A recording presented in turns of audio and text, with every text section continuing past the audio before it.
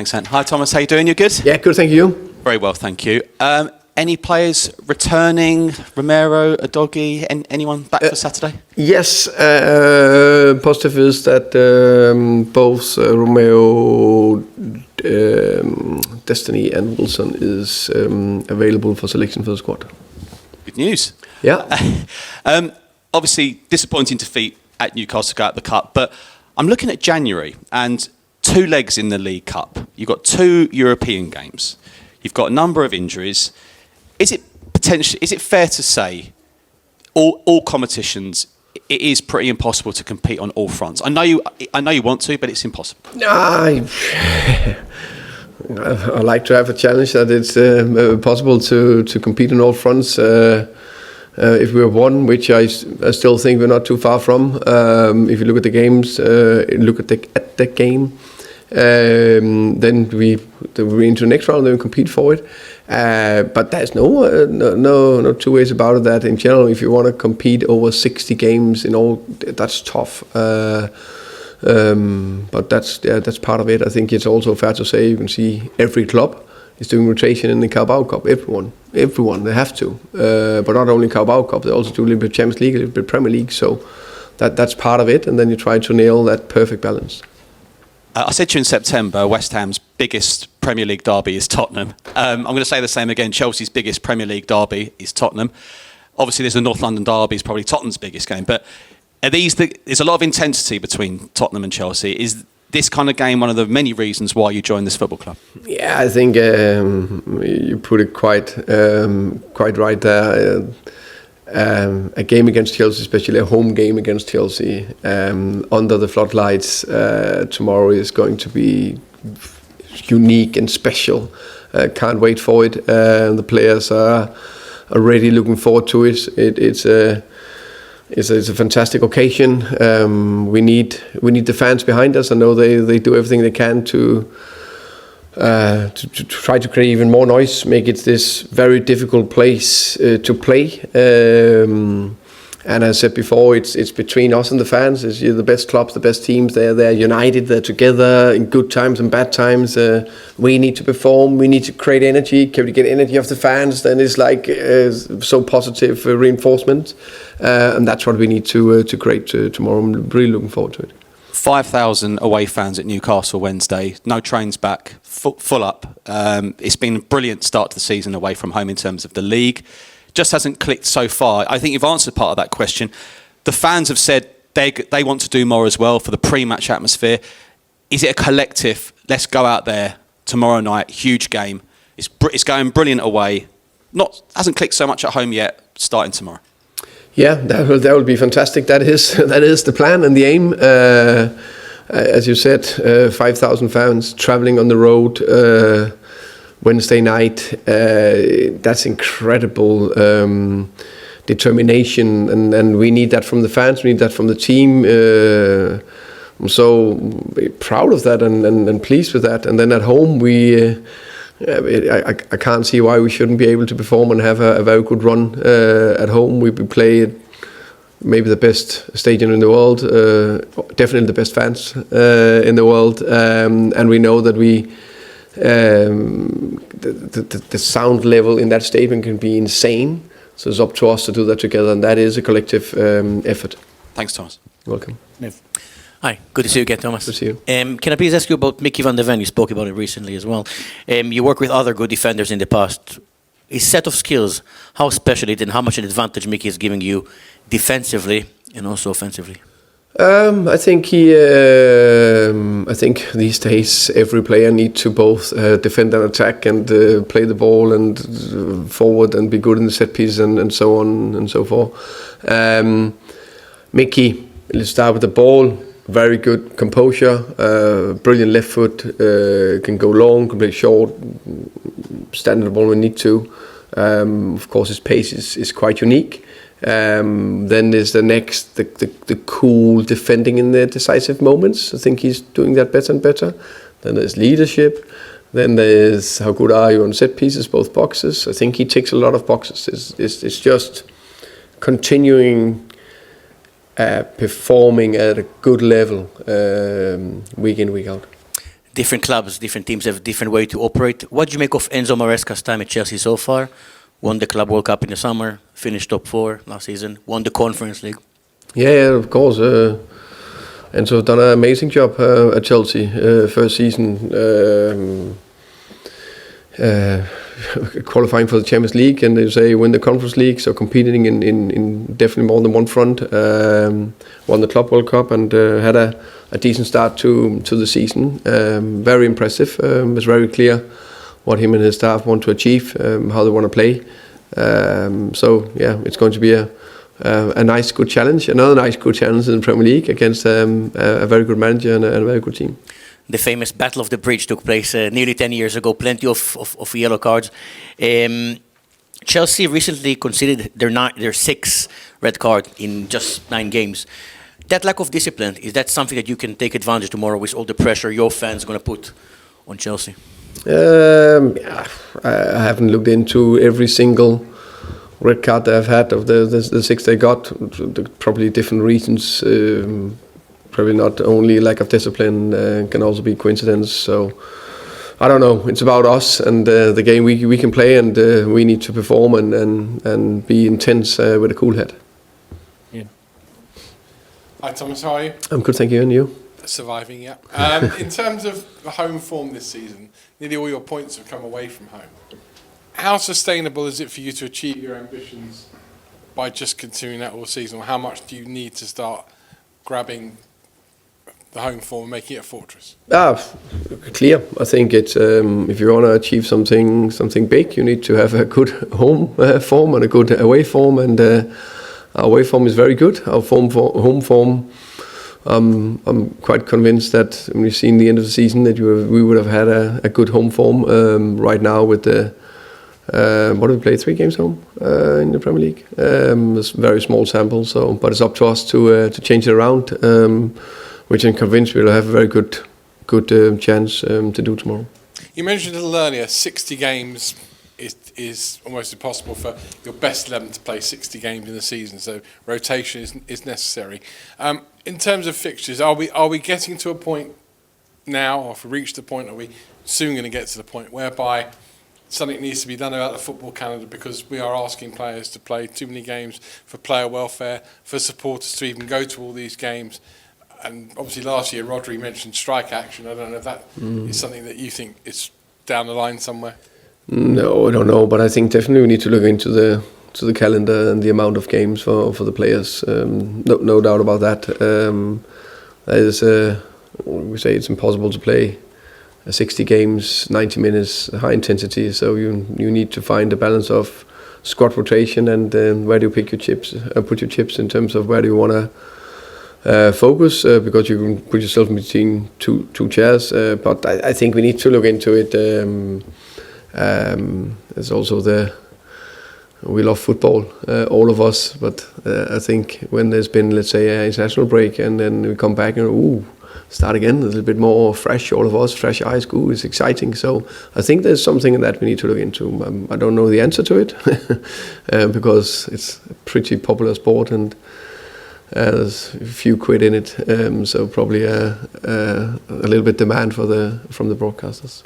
One person who won't be playing football anymore is a former goalkeeper here, Alfie Whiteman. I know you never met him; he was not here under your stewardship. But he's retired now and gone down a completely different route. He's become a director of a company and he's a photographer, which led me to think, because you're a man who thinks outside the box. I know you like your skiing, what have you.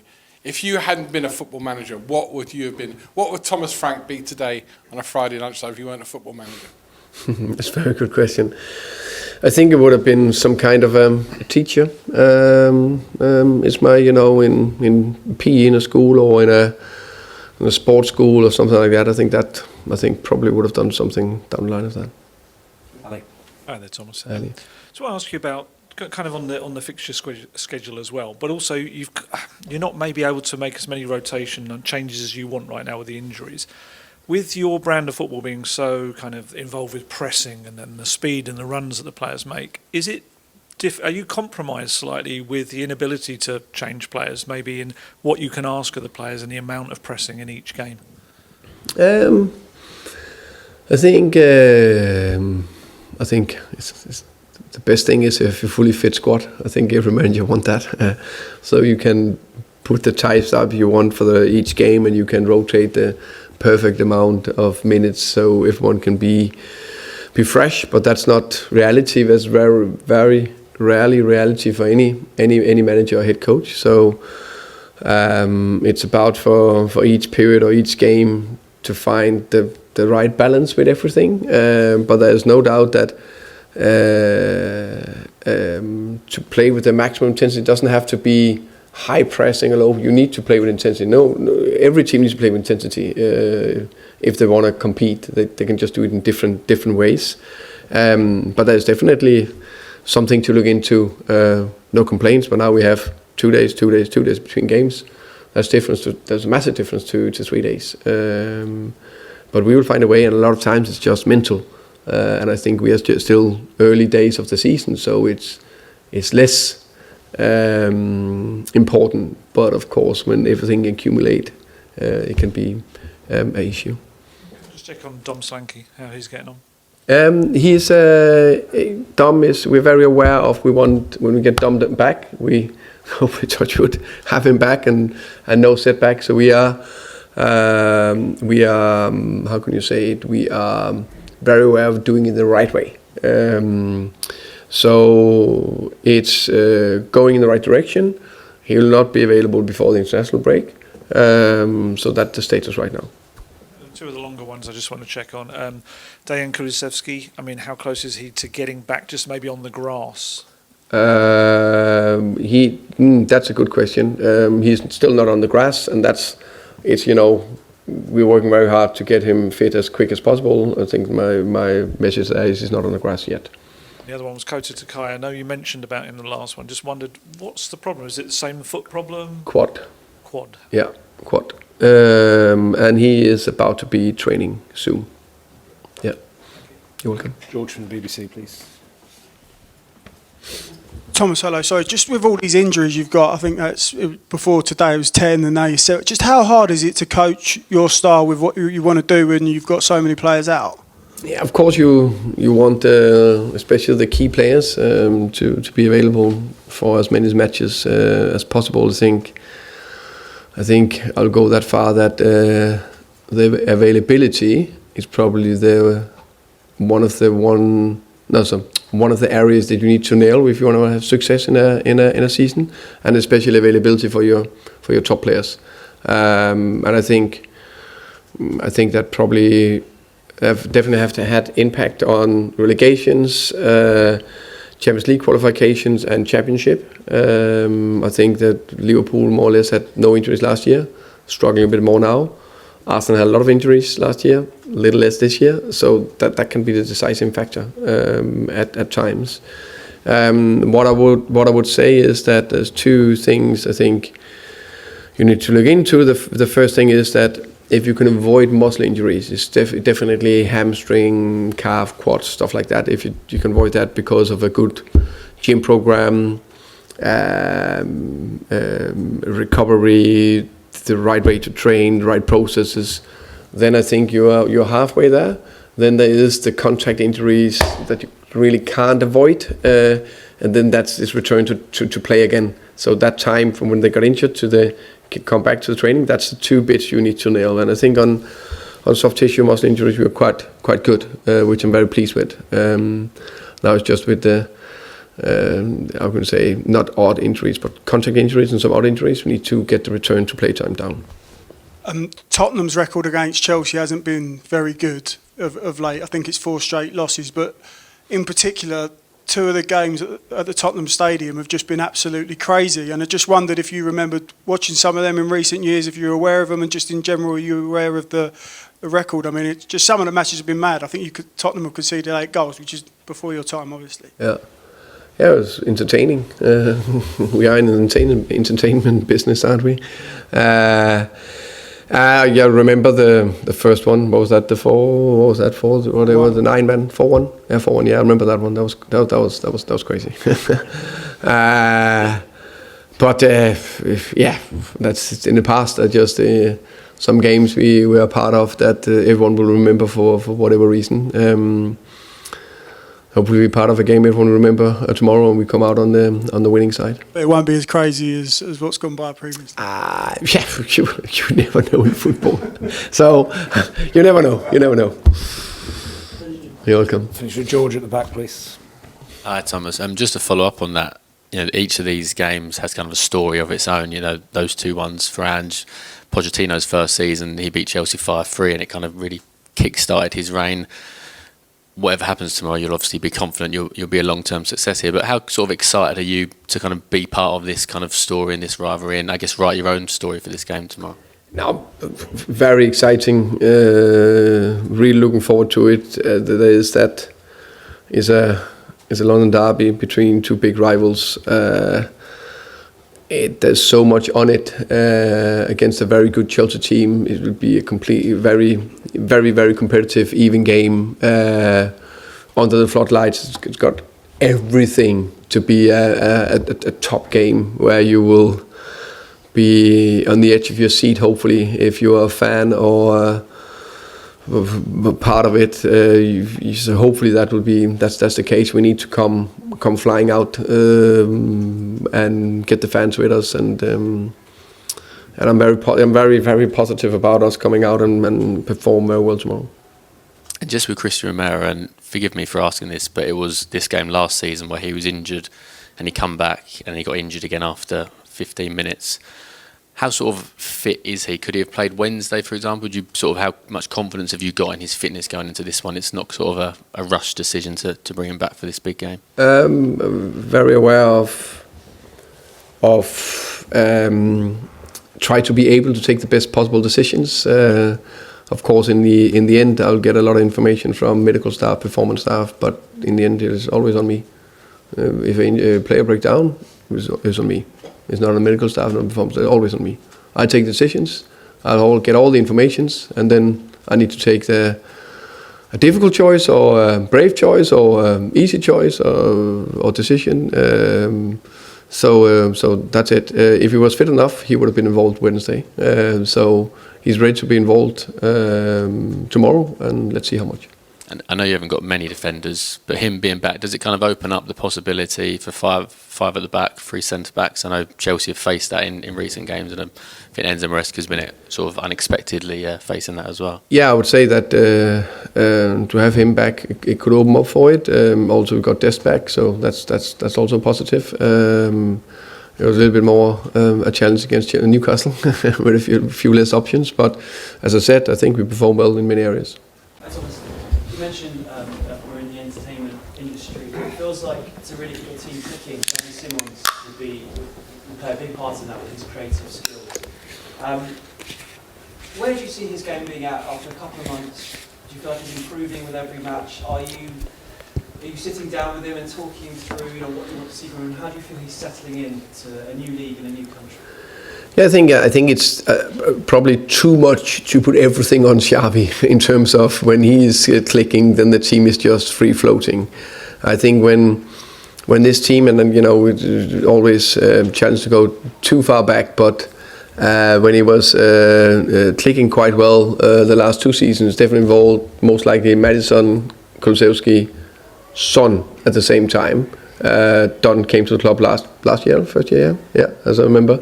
So those 3 on the pitch at the same time gave the team a lift.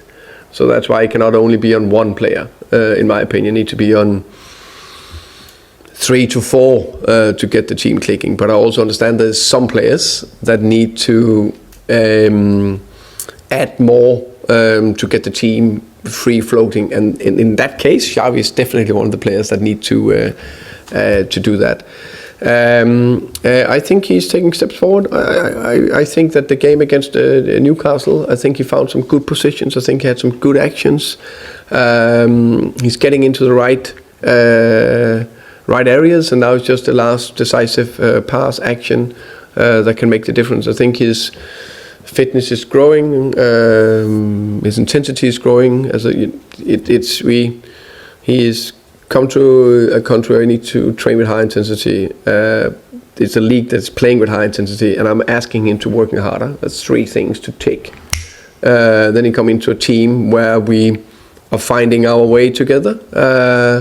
That's also need to take a bit of time. And then he's just coming to a new country. Even that he's a quite experienced, 22 years old, he's still coming into a new country. I think it's very, very normal. But the big thing is, yes, I'm sitting down with him. Yes, I'm evaluating.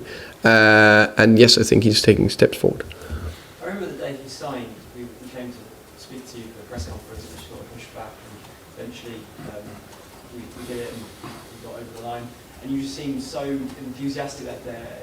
It felt like, reading between the lines, you were really, really excited about having this new player, this new playmaker to work with. I know it's been, from the numbers perspective, he's not sort of lit it up yet, but for a player that many were expecting to go to Chelsea this summer and he's ended up at Tottenham, do you still have that same enthusiasm for what he can potentially produce for this club? Yes, no doubt about that.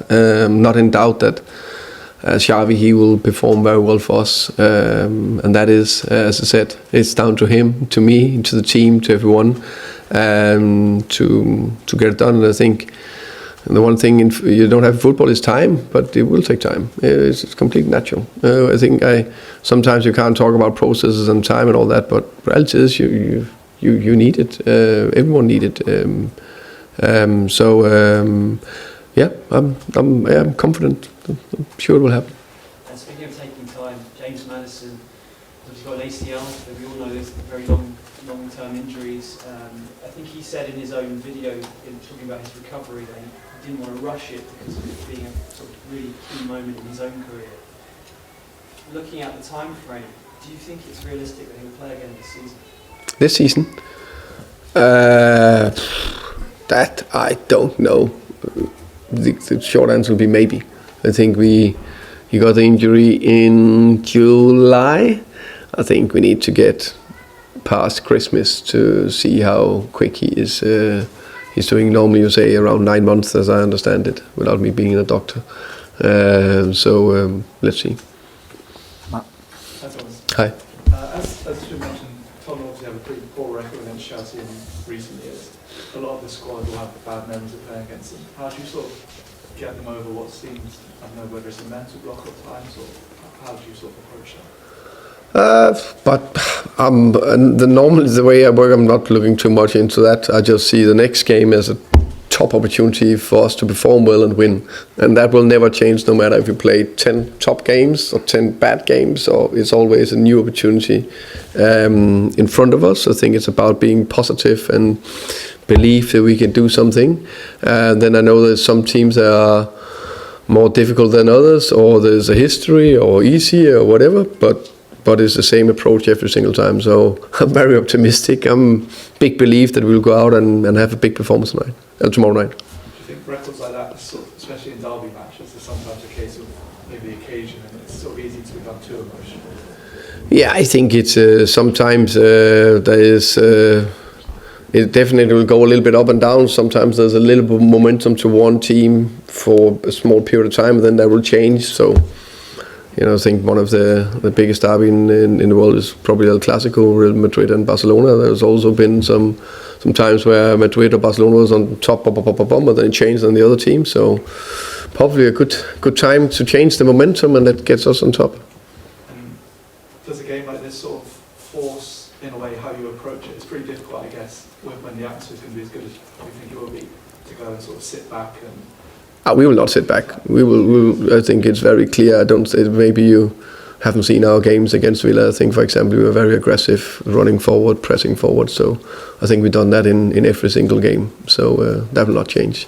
Been a situation where we had to defend deep, yes, because you also need to do that in football. But to answer shortly, we will not sit back. Tom. Well, you talk about how important it is for teams to avoid injuries at the moment. Yeah, I guess the other side of that is sort of having a squad depth that can kind of cover and prevent that. Is that something you think that here they need to kind of build in the next 2 or 3 windows, that sort of quality cover to prevent injuries and also to cover them when they happen?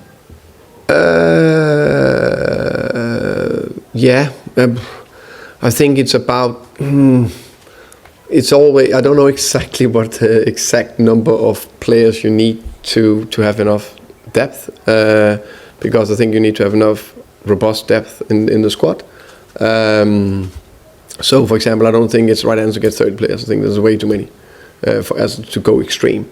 Probably not the right to have 18. So you need to have that perfect number where everyone have a chance and an opportunity, and we can use everyone. I think that's it. Plus, you're not too short. I guess I think like Chelsea, for example, they have a lot of depth in their squad.